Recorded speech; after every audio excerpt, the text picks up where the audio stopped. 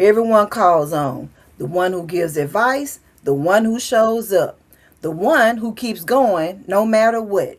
In this week's episode of Girl Talk Mental Health, the therapist takeover, I'm having a conversation with Dr. Sherra Watkins that most people, strong people, try to avoid. So welcome Dr. Sherra to the stage.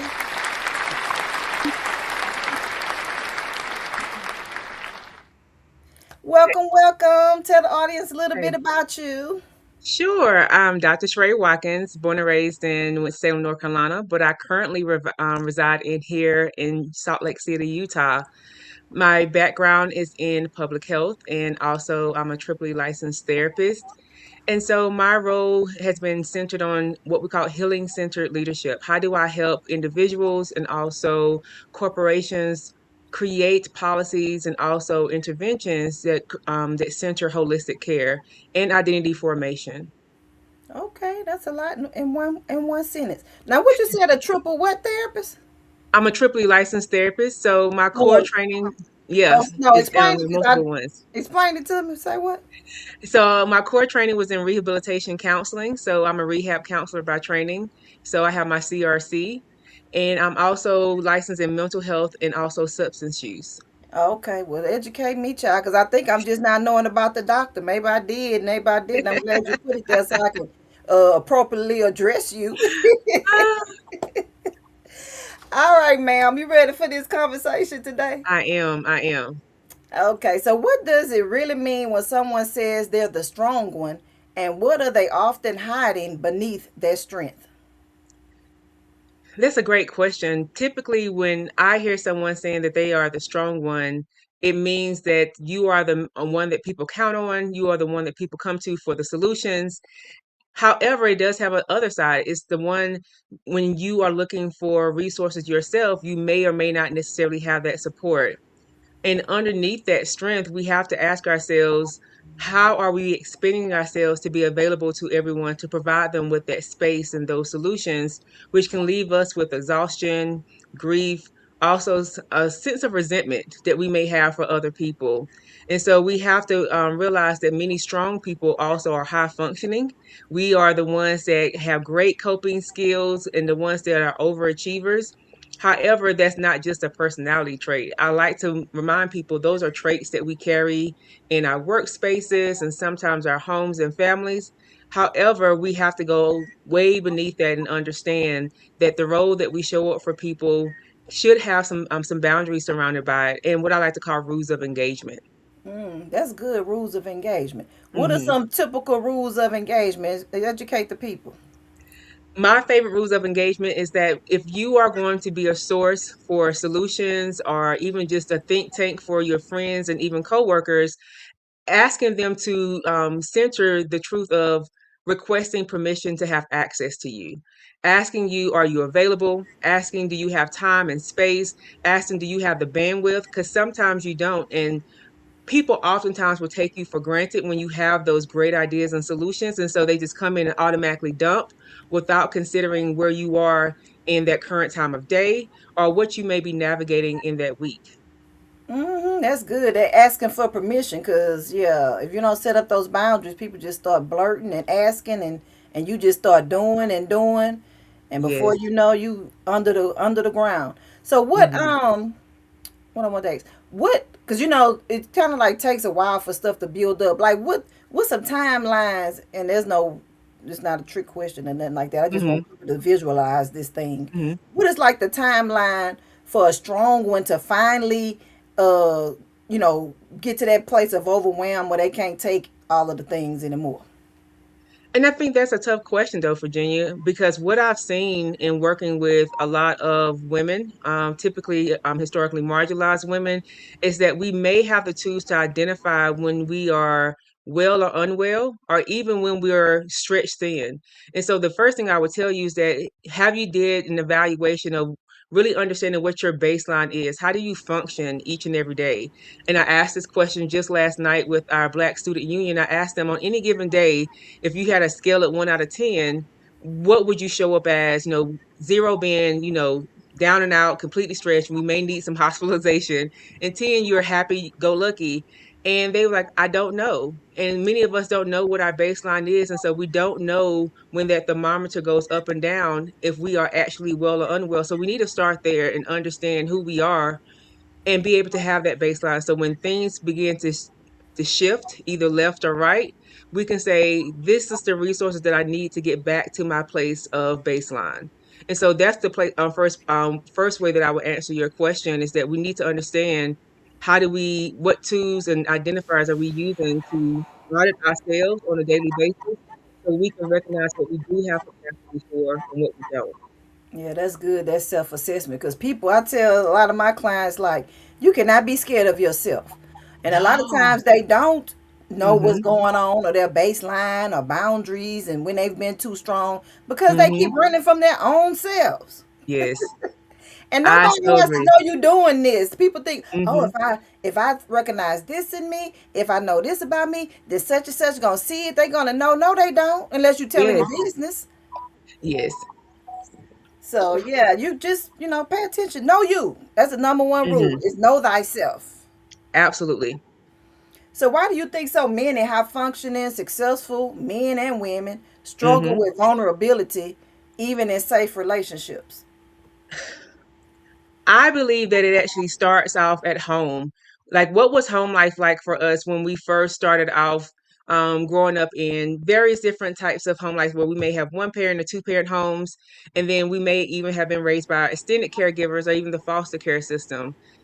What did rest look like? What did communication look like? What did helping other people's look like? Because many of us who were raised with matriarchs in our families, we saw sacrifice, we saw survival, we saw being everything to everyone, and so that created a sense of values and beliefs of how we, as that woman or even as that man, if you saw your father being the primary breadwinner and working long hours, that created some ideas of what that identity needed to look like for us based off gender roles.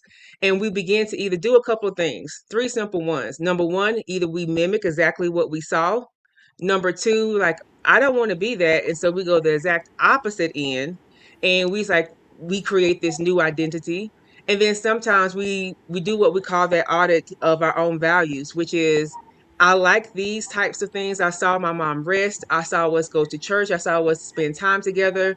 And so I'm going to modify it to see how that needs to show up in my life based off what I approve of and what I don't.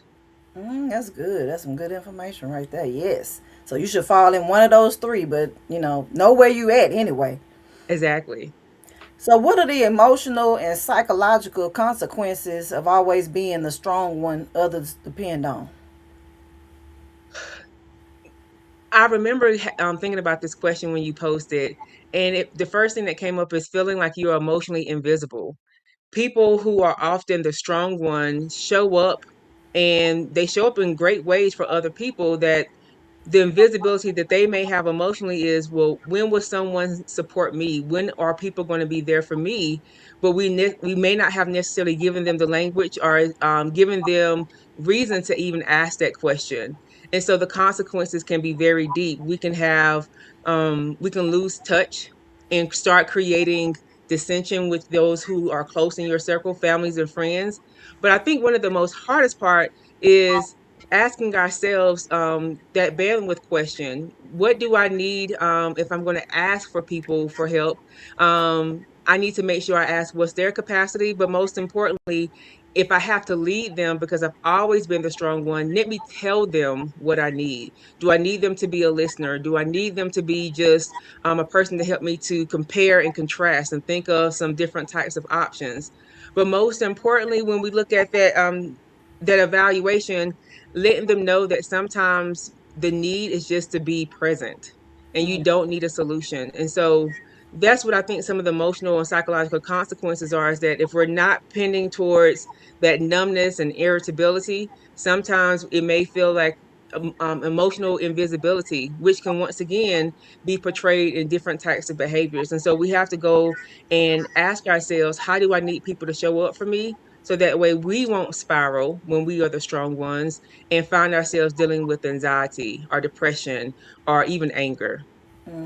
So what is like a sentence so that people who don't know how to say it What's a sentence that they can use or a question or whatever to help them? Because some people just don't know how to articulate what they need to say, or they think it's the wrong way. They probably have an idea, but they think it's the wrong thing to say. I truly believe that there's no wrong thing to say. And I think that's the hard part for some of us is that we have to have the right language, say it the right way, what I call the three T's: tone, tact, and timing. Is this the right place and time? But one simple sentence is, what do I need to be cared for in this moment? Right. That's because people just don't know. Like sometimes, and like you said, there is no wrong way to say what you need to say. You just, I Mm-mm, tell people all the time, just say it respectfully. That's the only thing that things require is to be respectful because you won't respect back. absolutely. So you have to give respect. So that's the only Absolutely. requirement. And it Hmm. doesn't have to be what you think the other person gonna say, how they articulate it, or anything Hmm. else. Your stuff is your stuff.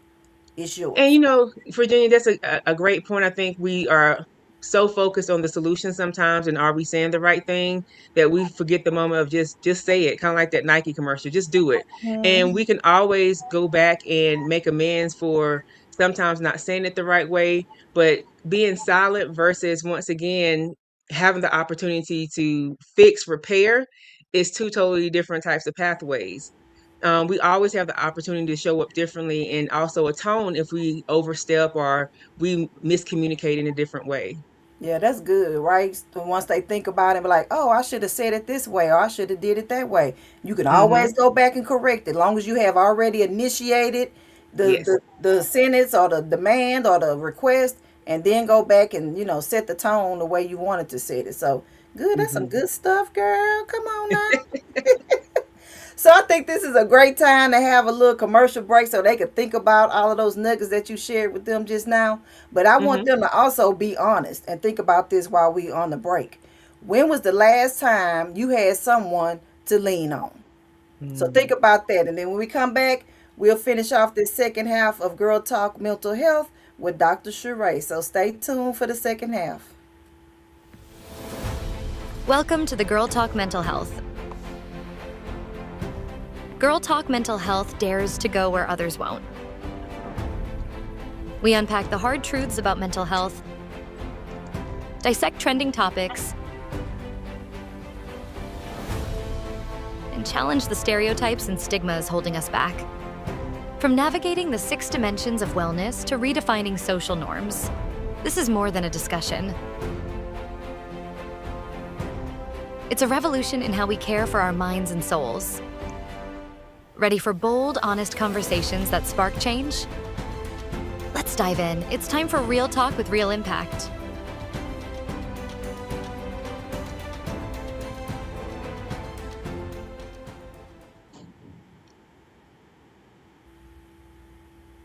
Okay. So before we just left, you gave us some great nuggets, and you told us the one sentence they can use, a statement they can use to let somebody know how they feel, and when they're feeling like they have to be the strong one, and when they need someone to be lean Hmm. on. So how can someone begin to open up when they've spent years and probably years and years and Hmm. years believing they have to handle everything alone?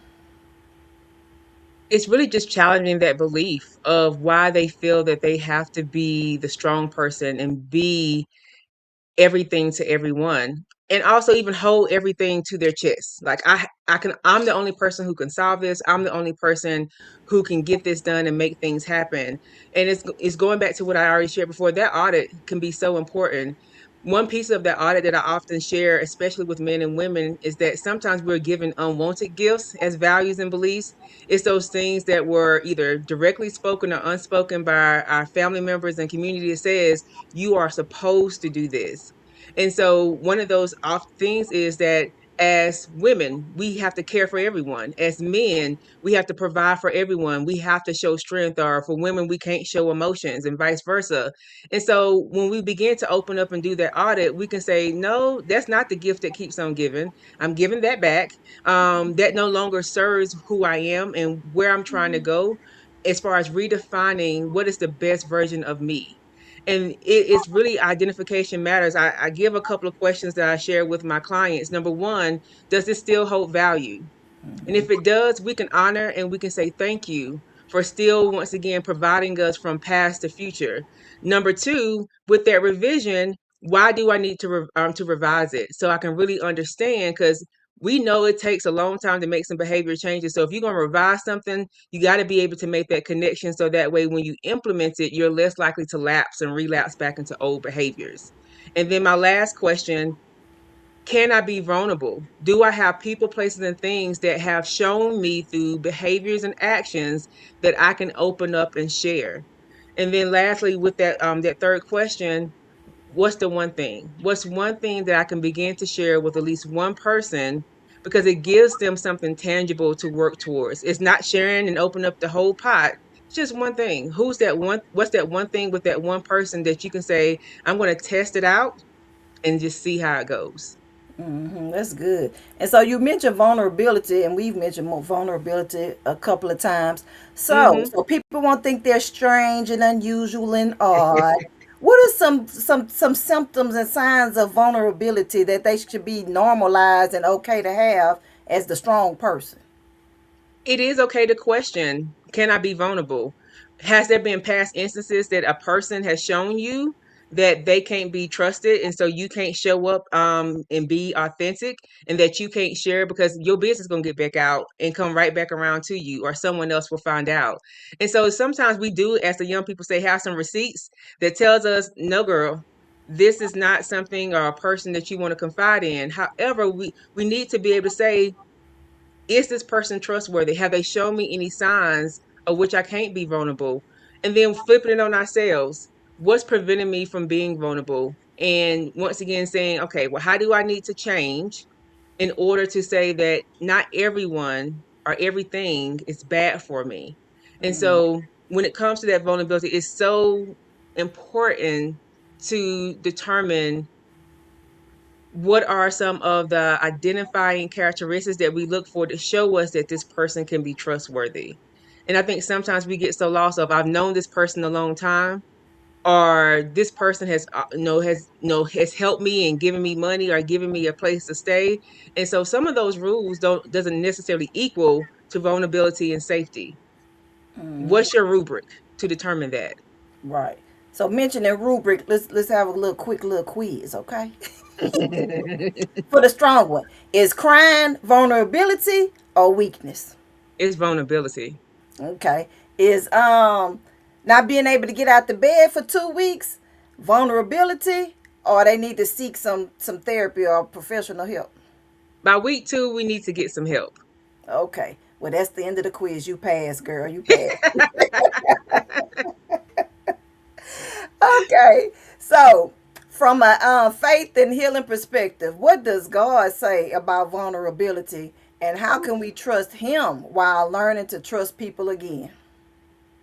Virginia, when we first talked and got to meet a week or so ago, I was telling you that I'm writing a book about women stories in the Bible that talks about strength, endurance, caring, faith. And one of the scriptures that came to mind when I saw this question was Rizpah. Rizpah was the concubine to David. And due to there being like a famine for a number of years, David came and took two of her sons to kill them in order to make this famine to go away.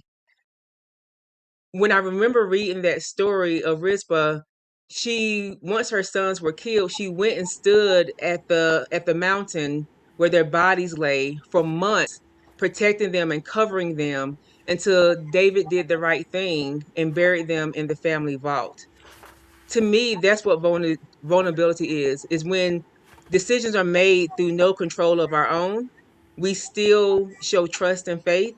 By one, we can question God, why is this happening? Why me? But two, even in that communication of questioning God, we can still entrust that things that are done to us, we can still use it for our good. The good that came from her was that publicly she showed up for her dead boys, and people saw her resilience, that I will still mother, I will still love, regardless of what has been done to me and what has been taken from me. And when we talk about that faith in God, we got to move beyond performative behaviors of like, dear God, this is me, Sheree, praying again. No, God, He just took my sons. He just took everything that I birthed, and just to appease this kingdom type of issue that's going on. I need for you to understand how I got here. I need for you to understand how I'm supposed to endure and still trust you when I got so many questions.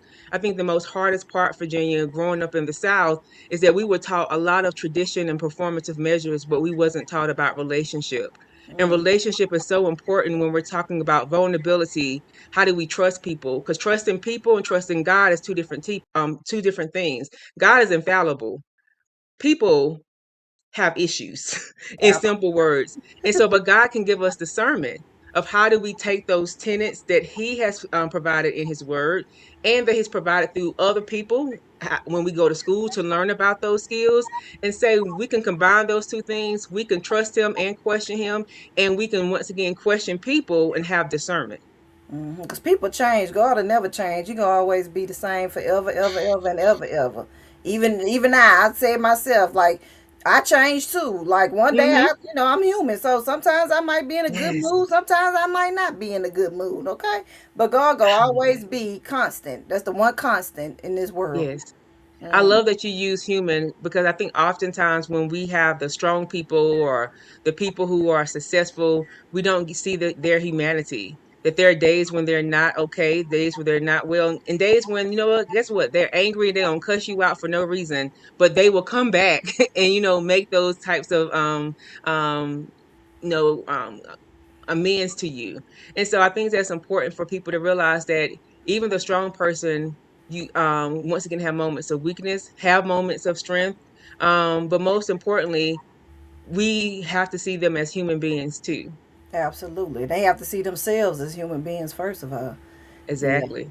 Well, ma'am, thank you for this impactful conversation. I really appreciate it. They need to go back and watch it. They need to pray. They need to do all that good stuff. So let them know where they can connect with you at. And then if you have something going on you want to share with them.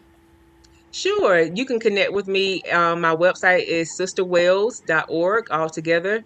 And then Sister Wells or Dr. Sherra Watkins is where I'm found on all the socials. I'm still working on the tick and the talk, as we like to say, but you can find me on LinkedIn and Instagram and Facebook. And so upcoming things is my Dear God collection. It is a book talking about spirituality and faith and identity for women. And so the first two books will actually launch in the next 2 weeks, where we're talking about what does God mean to us. And then the second book, the I see God, I see myself in her, talks about all those beautiful stories in the Bible, the ones that we know, like the woman with the issue of blood and the woman at the well, to ones as Rispa that many women may not know, that still gives us stories of strength. I love it. So make sure you hit me up when they drop because I for sure love reading stuff like that. I will Absolutely. send you one, Miss Virginia, because you invited Okay. me onto this beautiful podcast. I got you. Thank you. Thank You're you. welcome. Okay, everybody. So you always push through. But deep down, you wish someone would ask, who takes care of you? This episode is just for you. So subscribe, watch the Girl Talk Mental Health playlist for more, and most importantly, go connect with Dr. Sherra. Go get her books. Look in the description. You should see her information, and make sure you continue striving to be strong, but at the same time, make sure you also have that side of vulnerability and the human side of yourself. So we see you next week for another awesome episode of Girl Talk Mental Health. Thank you for joining us for Girl Talk Mental Health. Remember, your mental health is your wealth. Don't forget to like, share, and subscribe to at Virginia Del Manning.